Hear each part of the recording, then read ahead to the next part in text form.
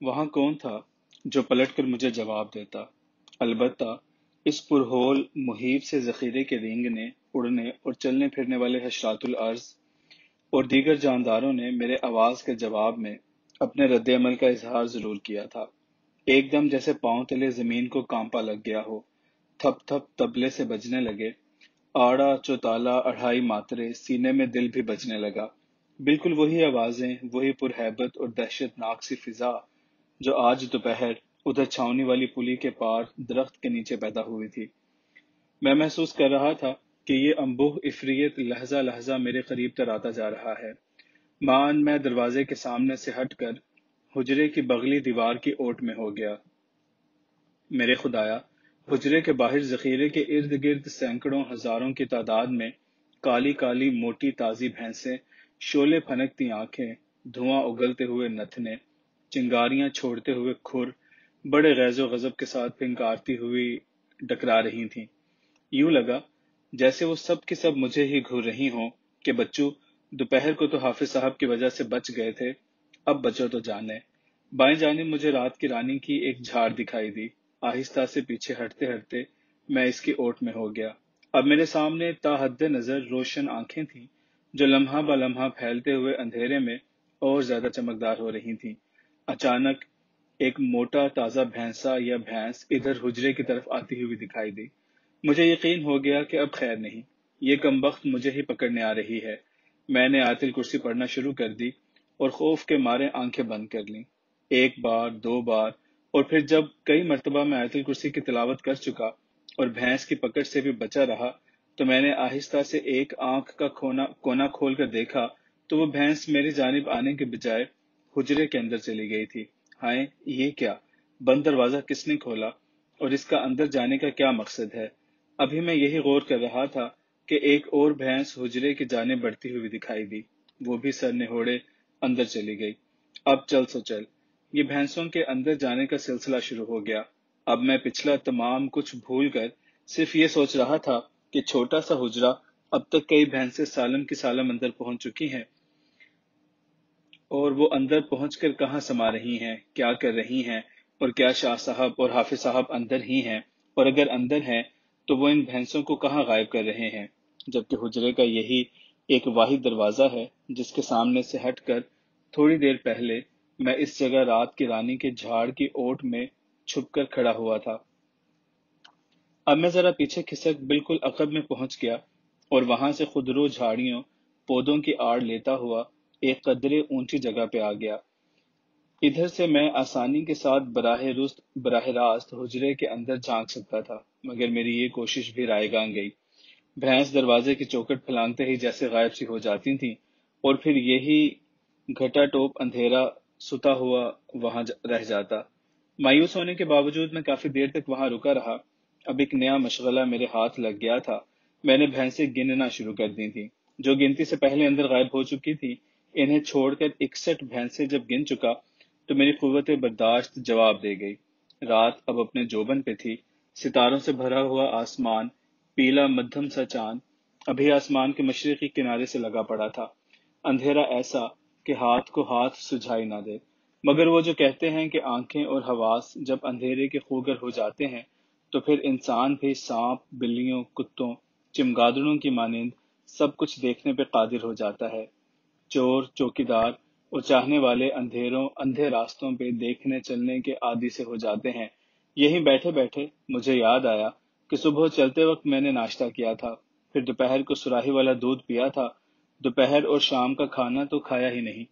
یہ بھی ہوتا ہے جب انسان کا شعور دماغ کے کسی تحیر تماشے کے ملاحظے میں مگن ہوتا ہے تو جسمانی ضرورتیں، تقاضے اور عوارض پس پشت پڑ جاتے ہیں۔ وہ اس وقت صرف خارج ہوتا ہے، داخل نہیں ہوتا، اور دماغی نظام جسمانی اور فطری تقاضوں کو بڑی چالاکی اور مہارت کے ساتھ مؤخر کرتا رہتا ہے۔ یہی حال اس وقت میرا تھا کہ مجھے اپنی کسی جسمانی ضرورت یا تقاضے کا احساس تک نہ تھا۔ اب میں اچانک اٹھا، اسی راستے کو دیکھتا بھالتا اسی پہلی جگہ رات کی رانی کے جھاڑ کے پاس آ کھڑا ہوا، اور ادھر بھینسوں کے اندر داخل ہونے والا لامتناہی سلسلہ ہنوز جاری تھا۔ یوں لگتا تھا کہ جیسے بھینسوں کو میری موجودگی کا کوئی احساس ہی نہیں، یا پھر وہ میری ذات کو اپنے لیے بے ضرر سا سمجھتی ہیں۔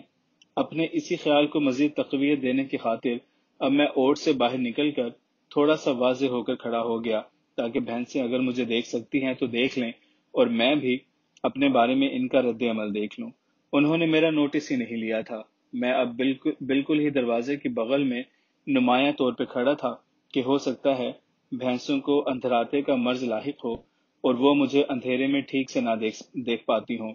مگر اب یہاں بھی مجھے ناکامی کا سامنا کرنا پڑا کہ انہوں نے مجھے کسی طور بھی درے خور اعتنا نہیں سمجھا تھا۔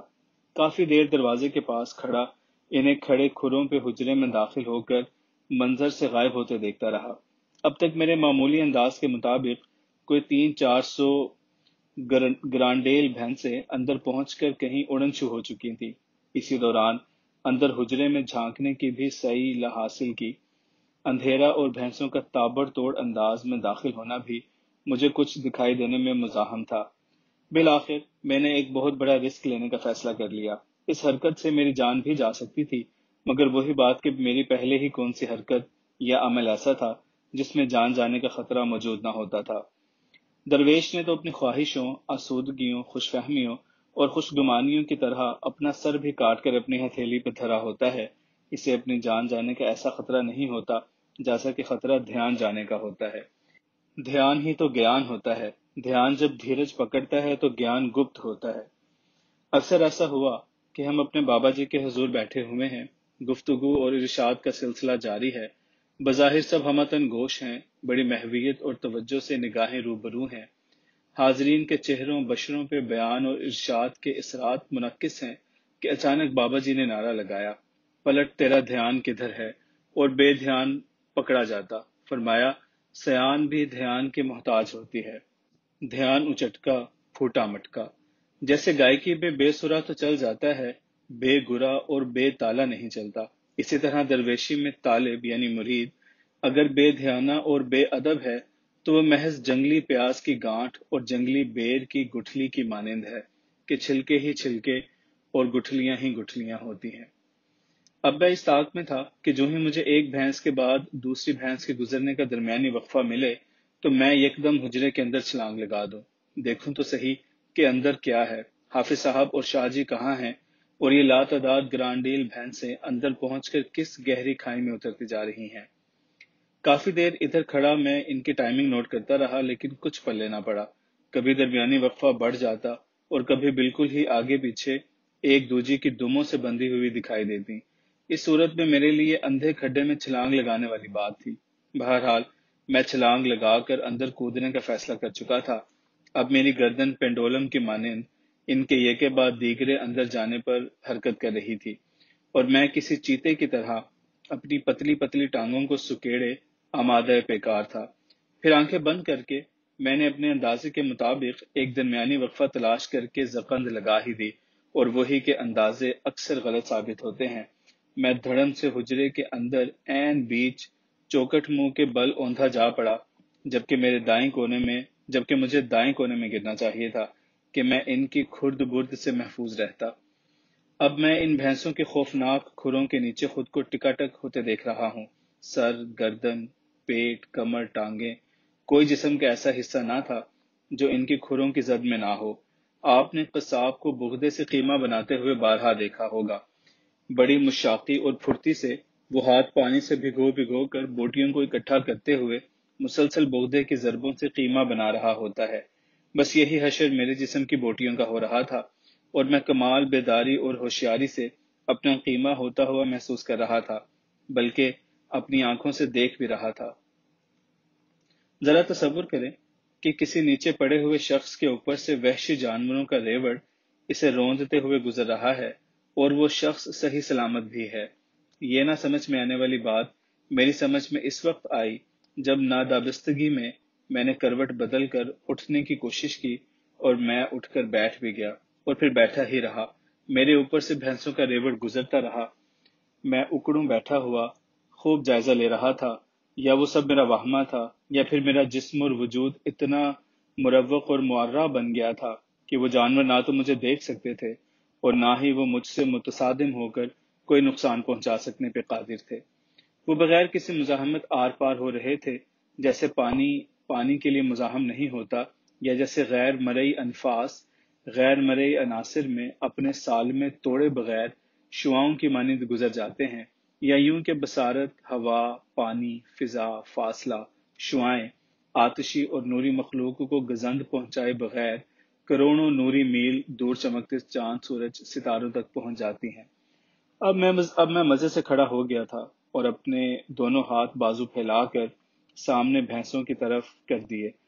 وہ اپنے اسی وحشیانہ انداز میں ڈکراتی، پھنکے مارتی ہوئی میرے جسم سے گزرتی جا رہی تھی، جیسے میں سینما اسکرین کے سامنے کھڑا ہوں اور اسکرین پہ جنگلی بھینسیں سامنے سے بھاگتی ہوئی میری جانب آ رہی ہیں۔ کچھ دیر یہ لطف لینے کے بعد میں نے اپنا رخ پلٹ کر اندر کی طرف کر لیا، یعنی جدھر بھینسیں جا کر غائب ہو رہی تھیں۔ وہاں ایک کامل اندھیرا تھا۔ میں چند قدم اور آگے بڑھا ہی تھا کہ کسی منڈیر سے ٹکرا کر رک گیا۔ ہاتھ سے ٹٹولنے پہ محسوس ہوا کہ یہ کوئی 3 ساڑھے 3 فٹ اونچی دائرہ نما اینٹوں کی منڈیر ہے، جو ایک چھوٹے سے کنویں کے گرد بنی ہوئی ہے۔ چند ثانیے وہیں منڈیر پہ ہاتھ ٹکائے غور کرتا رہا کہ اس کنویں کا یہاں کیا مقصد ہو سکتا ہے۔ اگلا لمحہ ہی میں جان چکا تھا کہ بھینسوں کا آنے والا ریوڑ اسی کنویں میں کود رہا ہے۔ اب میں مزید ٹوہ لینے کی خاطر منڈیر کے ساتھ قدم قدم آگے بڑھنے لگا۔ اسی طرح بمشکل نصف قطر کا فاصلہ طے کرنے کے بعد میں جیسے ایک درخت سے ٹکرایا۔ ٹٹولا تو وہ واقعی ایک درخت تھا، مگر حجرے میں درخت کا کیا کام؟ یہاں میرا رخ بالکل دروازے کی طرف تھا، یعنی جدھر سے بھینسوں کی یلغار اندر آ رہی تھی۔ غور سے دیکھا تو حجرے کے باہر جہاں تک نظر کام کرتی تھی بھینسیں ہی بھینسیں تھی۔ میرے خدا، کیا دنیا بھر کی تمام بھینسیں ادھر ہی اکٹھی ہو گئی ہیں؟ میں ابھی اسی بات پہ غور کر ہی رہا تھا کہ کسی نے بڑی بے تابی سے میری کلائی پکڑ کر مجھے اپنی طرف گھسیٹ لیا۔ نہیں، بلکہ جیسے کسی نے لپک کر بجلی کا مین سوئچ آن کر دیا ہو۔ پلک جھپکتے ہی حجرہ بقائے نور بن گیا۔ حافظ صاحب نے مجھے یوں کلائی سے پکڑ رکھا تھا جیسے مجھے کبھی چوری چوری امرود توڑنے پہ ایک مالی نے پکڑا تھا۔ ایکشن نمرود اور امرود۔ یہ واقعہ اس حافظ صاحب والے قصے سے پہلے کا ہے۔ سیالکوٹ کے شمال مشرق شہر کے مضافات میں آموں، جامنوں اور امرودوں کے خاصے باغات تھے۔ نالا توی کے کنارے پہ باغات اپنے روشن، خوش رنگ اور خوش ذائقہ پھلوں کی وجہ سے بڑے مشہور تھے۔ ہم شرارتی اور ندیدے بچوں کے لیے یہ باغات ٹماٹروں، ککڑیوں، مولیوں، گاجروں سے لدے پھندے کھیت، نالا توی کا اتھلا گہرا ٹھنڈا پانی، پونگ یعنی بچہ مچھلی کا شکار، بیا چڑیا کے لٹکتے ہوئے گھونسلے، جنگلی کبوتر، فاختائیں اور ہریل طوطوں کے بچے انڈے ایک نعمت غیر مترقبہ سے کم نہ تھے۔ ہمارا جب بھی موڈ ماحول بنتا، اسکول مسجد سے بھگوڑے ہوتے یا گھر محلے سے کسی وجہ کی بنا پہ راہ فرار اختیار کرتے تو 2 4 6 لفنگے اکٹھے ہو کر ادھر ہی کا رخ پکڑتے۔ پھر سارا دن دوپہر خوب لوٹ ماری، خجل خواری اور گدھے سواری کے بعد شام کے پھیلتے سایوں میں سہمے سہمے اپنے گھروں میں چوروں کی طرح داخل ہوتے۔ گالیاں، کوسنے، جوتے کھا پی کر روغنی بے شرموں کی مانند پھر اگلے دن کی شرارتوں کی تیاری میں لگ جاتے۔ یہی وہ زمانہ ہوتا جسے ماہر نفسیات گولڈن ایج کہتے ہیں۔ جن خوش نصیبوں کا بچپن شرارتوں، آوارہ گردیوں، لڑائیوں، مار کٹائیوں، چوریوں چکاریوں اور گھر سے بھاگ بھگوڑیوں میں گزرتا ہے، وہ اپنی آئندہ زندگی میں بڑے بھرپور انسان بنتے ہیں۔ اوائل عمری میں ہی وہ سب کچھ سیکھ جان جاتے ہیں جو ان کی آئندہ زندگی کے لیے ضروری ہوتا ہے۔ میں نے جو کچھ اپنے بچپن سے پایا اور سیکھا جانا ہے وہی میرا اثاثہ ہے۔ میں جوانی اور بڑھاپے میں انہیں ہی دہرا رہا ہوں۔ آج قبر کنارے بھی میں وہی کھلنڈرا، چٹورا، چور، کمینہ، آوارہ گرد، مکار اور مطلب پرست ہوں۔ چوری چکاری آج بھی اسی طرح ہے، ڈاکہ ڈوکا ڈالنے سے آج بھی نہیں چوکتا، نظر بازی آج بھی چلتی ہے، پھبتی کسنے، جگت لگانے، کسی کی دم میں نمدہ باندھنے، حسد، رشک اور کسی کی پیٹھ پیچھے اچھائی برائی کہنے سننے میں آج بھی باز نہیں آتا۔ ہاں، تو میں بات کر رہا تھا اپنے بچپن اور امرود چوری کرنے کی پاداش پہ چوکیدار کے ہاتھوں پکڑے جانے کی۔ پنجابی کی ایک ضرب المثل ہے، اجڑیاں باغاں دے گالڑ راکھے۔ پھول پھلوں کے باغ جب سمراٹ سے خالی ہو جاتے ہیں تو پھر وہاں کسی نگہبان، چوکیدار راکھے کی ضرورت باقی نہیں رہتی۔ بینہ زبان جب ذکر اور دیدہ دل جب دھیان سے دور ہو جائیں تو پھر نحوستوں، محرومیوں، پریشانیوں اور رسوائیوں کے گالڑ اس انسان کے رکھوالے بن جاتے ہیں۔ پھل پھولوں، نگہبانوں اور انسانوں سے خالی کھیت کھلیانوں، گھروں اور باغ باغیچوں میں حشرات الارض اور بلیات الافلاک قابض ہو جاتے ہیں۔ نساچر اور ابلا پریوں کے ٹھکانے بن جاتے ہیں۔ چلے، وظیفے اور الوی سفلی عملیات والے ان ویرانوں میں آب راجمان ہوتے ہیں۔ کشتے، عرق، ناجائز ادویات، دیسی شراب، ٹھرا کشید کرنے والوں، جانوروں کی افزائش نسل، کپڑا چمڑا رنگنے سکھانے، جانوروں کی آنتوں کی تندی ڈوری اور دھاگے پہ مانجھا لگانے والے بھی ادھر کا رخ پکڑ لیتے ہیں۔ نشے پانی کی علت والے بھی ادھر آ بیٹھتے ہیں۔ غرض یہ کہ یہ اجڑے ہوئے باغ ذخیرے خدائی مارے منحوس ہوتے ہیں۔ ہر وہ کام جو آبادی میں یا شریف انسانوں کے سامنے نہیں ہو سکتا، وہ یہاں کھلے بندوں سر انجام دیا جا سکتا ہے۔ کوئی روک ٹوک کرنے والا نہیں ہوتا۔ اسی لیے کہتے ہیں کہ اجڑے باغاں دے گالڑ راکھے۔ احمد فراز کے مشہور شعر کا مصرع ہے، ڈھونڈ اجڑے ہوئے لوگوں میں وفا کے موتی۔ ہمارا وہ وقت زمانہ وفا دغا کے بکھیڑوں میں پڑنے کا نہیں تھا، اس لیے ہم بچہ لوگ اجڑے باغوں میں بلبلوں، گلہریوں، طوطوں، قمریوں کی نگاہوں سے اوجھل کہیں پتوں کے جھرمٹ میں چھپے لکے رہند کھوند امرودوں کے لیے چلے جاتے تھے۔ ایسے بے موسم میں اکے دکے کمیاب امرود جن کے اوپر گہری زنگی جھریاں چھائی پڑی ہوتی ہیں، بڑے رسیلے اور میٹھے ہوتے ہیں۔ ہم بچوں کا تجربہ تھا کہ امرود کا ہر جھاڑ بے موسم وقت میں بھی ہم ایسے ندیدے بچوں کے لیے ایک آدھ دانہ اپنے پتوں کے دامن میں ضرور چھپا کے رکھتا ہے۔ بس اس کی تلاش شرط ہوتی ہے، اور یہ در نایاب ہمیشہ آسان دسترس سے خاصا اوپر چوٹی کی کسی پھنگ پہ ہرے پیلے اودے خشک اور تر پتوں کے جھرمٹ میں دلہن بنا چھپا ہوتا ہے۔ ایسے اجڑے پجڑے باغ میں پہنچ کر ہم سب سے پہلے اس امر کی تسلی کر لیتے ہیں کہ آس پاس کوئی رکھوالا موجود تو نہیں۔ ہم اپنی نفری کے مطابق باغ کے درختوں یا حصوں کو آپس میں تقسیم کر لیتے، اور پھر اپنی اپنی قسمت، محنت یا تجربہ کہ ہمیں کچھ ہاتھ بھی آتا ہے کہ نہیں۔ امرود کا پیڑ کوئی ایسا بلند نہیں ہوتا، اور نہ ہی ٹہن ٹہنیاں اور چھال دوسرے درختوں کی طرح سخت اور کھردری ہوتی ہیں۔ بس ہم بندروں کی مانند پیڑوں پہ دھینگا مشتی کرتے رہتے۔ بچوں کی ہڈیوں کی طرح چونکہ امرود کا پیڑ بھی بڑا کمزور ہوتا ہے، اس لیے کبھی کبھار ہم میں سے کوئی بچہ ٹانگ بازو بھی تڑوا یا ہڈی جوڑ کھسکوا لیتا۔ یہی ایک بے موسمی رت تھی کہ ہم 5 بچے، جن کا شمار محلے کے شرارتی ترین بچوں کے پنجوں میں ہوتا تھا، ایک بھری دوپہر نالا توی عبور کر کے شاہاں دے باغ میں پہنچے۔ یہ باغ رنگ پورہ سے 4 کوس کے فاصلے پہ ریلوے لائن کے ساتھ ایک نشیب میں واقع تھا۔ ادھر پہنچنے کی 2 وجوہ تھی۔ ایک تو یہ کہ شہر کے قرب و جوار کے چھوٹے بڑے باغوں میں امرودوں کا شکار ختم ہو چکا تھا۔ دوسری وجہ یہ تھی کہ یہ شاہاں دا باغ، اوپر چھت اور نہ گرد کوئی دیوار، ملنگ نہ کوئی مجاور، چادر نہ کوئی چوکا۔ یہ کوئی سید صاحب تھے جنہیں اورنگزیب کے دور حکومت میں مذہبی جنونی سکھوں کے ایک گروہ نے وضو کرتے ہوئے شہید کر دیا تھا۔ مشہور تھا کہ جو کوئی جائز خواہش اور مراد کے حصول کے لیے یہاں آ کر فاتح پڑھے اور پھر آنکھوں پر کپڑا باندھ لے، خشوع و خضوع سے ایک تسبیح درود شریف پڑھ کر اٹھے اور اسی حالت میں قبر کے تھڑے پہ ہاتھ پھیر کر کسی امرود کو تلاش کرے۔ اگر تھڑے کے گرد ایک چکر میں کوئی امرود ہاتھ لگ جائے تو آنکھوں کی پٹی کھول کر امرود کھا لے، اور پھر اسی باغ سے امرود خرید کر بچوں میں تقسیم کرے۔ اللہ کے فضل اور ان سید صاحب کی دعا وسیلے سے آنے والے کی جائز مراد پوری ہو جاتی ہے۔ امرودوں کے موسم میں یہاں کچھ اور ہی عالم ہوتا۔ امرودوں کی حفاظت کے لیے چوکیدار بھی ہوتے، اور باغ کا ٹھیکیدار بھی یہاں جھوپڑا بنا کر بیٹھ جاتا۔ عقیدت مندوں کا آنا جانا بھی لگ جاتا، اور رونقیں پھر بحال ہو جاتی۔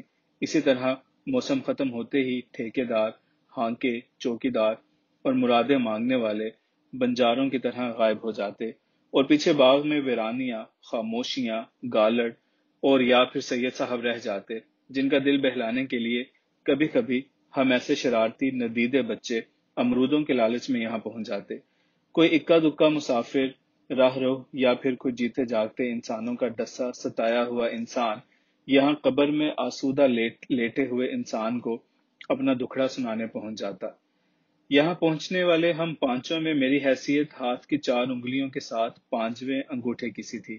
خیر سے دوسرے لڑکے بھی اپنی اپنی جگہ چندے آفتاب، چندے مہتاب اور مکاریوں، دھوکہ بازیوں، شرارتوں، چوریوں، اس طرح کاریوں کے استادیوں میں ماسٹر تھے، مگر میرے آگے پھر بھی ان کی حیثیت محض بچہ بلونگڑوں کی سی تھی۔ میں تو جماندرو پی ایچ ڈی کیے ہوئے تھا۔ کہنا مقصود یہ کہ اس قسم کی ہر واردات اور کارروائی کے پیچھے میرا ہی ماسٹر مائنڈ ہوتا، یعنی میں ہی ان وارداتوں کا گروپ لیڈر تھا۔ اپنی شرارتوں، وارداتوں کے بھی ہم نے خفیہ نام رکھے ہوئے تھے۔ کارروائی سے پہلے ایک زبانی کلامی سرکولر کے ذریعے چاروں ارکان کو از قسم، ایکشن، وقت، جگہ اور ضروری تیاری کے متعلق مطلع کر دیا جاتا۔ مثال کے طور پہ اگر امرودوں کی کارروائی ہے تو خفیہ کوڈ ورڈ ایکشن نمرود یعنی امرودوں کا ایکشن ہوتا۔ ککڑی کوڈی، یہ کوڈ ورڈ مرغی کو کوڑی کی مدد سے اغوا کرنا اور پھر اسے خفیہ طور پہ پکانے کے لیے مخصوص تھا۔ کوٹھا چھاپا فلم کے پہلے شو پہ بھگدڑ رش میں سینما کے اندر گھسنا تھا۔ بورے پھاڑنا کا مطلب رات کے وقت سڑک پہ گزرتی ہوئی بیل گاڑیوں پہ لدی ہوئی آلووں کی بوریاں کاٹ کر آلو چوری کرنا ہوتا، جنہیں ہم رات بھر محلے کے تنور پہ بیٹھے بھون بھون نمک لگا کچے پکے کھاتے رہتے۔ خدا خوفی کا کوڈ مزاروں پہ لوگوں کے ڈالے ہوئے پیسے اور مسجدوں کے لوٹوں سے تیل چرانے کے متعلق تھا۔ کرونجا صرف اپنے جگت استاد حافظ منا کی سربراہی میں 40ویں محفل نعت ختم شریف قرآن خوانی کی محفل میں محض کھانے پینے اور دونی چونی کے لیے شامل ہونے کے لیے تھا۔ اللہ معاف کرے، سر پہ رومال باندھے، آنکھوں میں ندیدگی چمکائے، وضو نہ طہارت، محض گھنٹے 1.5 گھنٹے میں کئی کئی قرآن ختم ہو جاتے، ایک کی جگہ 3 صفحے اکٹھے الٹے جا رہے ہیں۔ توبہ توبہ، اللہ میاں جی کے ساتھ بھی فراڈ کرنے سے حجاب نہیں آتا تھا۔ اس نادان عمر کے گناہوں کی سزا آج اس بڑھاپے میں بھگت رہا ہوں۔ ہاتھوں کی باندھی ہوئی ہونٹوں سے اور ہونٹوں کی لگائی ہوئی گرہیں آنکھوں کی پلکوں سے کھولنی پڑ رہی ہیں۔ میرا مالک و خالق میرے گناہ معاف کرے، بڑا گناہ گار اور خطا کار ہوں۔ شاہاں کے باغ پہنچ کر میں نے اپنے ساتھیوں سے کہا، بچوں، چھوٹی موٹی کھانے پینے کی اشیاء کی چوری چکاری اور چھینا جھپٹی ہمارا شغل ہے، پیشہ نہیں۔ اس لیے ہمیں آج کا ایکشن نمرود شروع کرنے سے پہلے شاہ صاحب کو سلام کرنا چاہیے اور پھر ان کی اجازت سے اپنا کام شروع کرنا چاہیے۔ ان بے صبوروں نے جواب دیا کہ ہمیں بڑی سخت بھوک لگی ہے، ہم چاروں نمرود ایکشن کرتے ہیں، تم ہمارے سربراہ اور نمائندے کی حیثیت سے اکیلے ہی وہاں مزار پہ جا کر سلام، فاتحہ اور اجازت وغیرہ سے فارغ ہو لو۔ ویسے بھی ہمارا وضو ہے اور نہ ہی نیت اور کپڑے پاک صاف ہیں، اور یوں بھی ہمیں وہاں جانے سے خوف آتا ہے۔ یہ کہہ کر وہ پیڑوں پہ چڑھ گئے اور میں اکیلا شاہ صاحب کی قبر کی جانب بڑھ آیا۔ امرودوں کے پیڑ ایک مناسب فاصلے پہ ہوتے ہیں، قطار در قطار، درمیان میں پتلی سی پگڈنڈیاں اور روشیں ہوتی ہیں۔ پت جھڑنے پتے پتے کا پتا مارا ہوا تھا۔ حرف الف سے شروع ہونے والے پھل از قسم انگور، امرود، انار، آم، انجیر، آلو بخارا، آڑو، اناناس وغیرہ کے پتے جب جھڑنے پہ آتے ہیں تو شرم کے مارے شعلہ روح ہو جاتے ہیں۔ یوں دکھائی دیتا ہے جیسے شاخساروں پہ خون چڑھ کر جم گیا۔ پھر جب آخری ہچکی توڑ کر پتا لہریے لیتا ہوا زمین پہ آ رہا ہوتا ہے تو وہ کسی کٹی ہوئی پتنگ کے کلیجے کا کٹا ہوا ٹکڑا جا پڑتا ہے۔ ایسی ہزاروں لاکھوں کٹے ہوئے کلیجے میرے پاؤں تلے کچ کچ کر رہے تھے۔ لہو سے لتھڑے ہوئے پاؤں اٹھاتا ہوا میں ایک لمبی پگ ڈنڈی طے کرتا ہوا سید صاحب کے مزار تک پہنچ گیا۔ السلام علیکم کہتے ہوئے میں نے فاتحہ کے لیے ہاتھ اٹھا دیے۔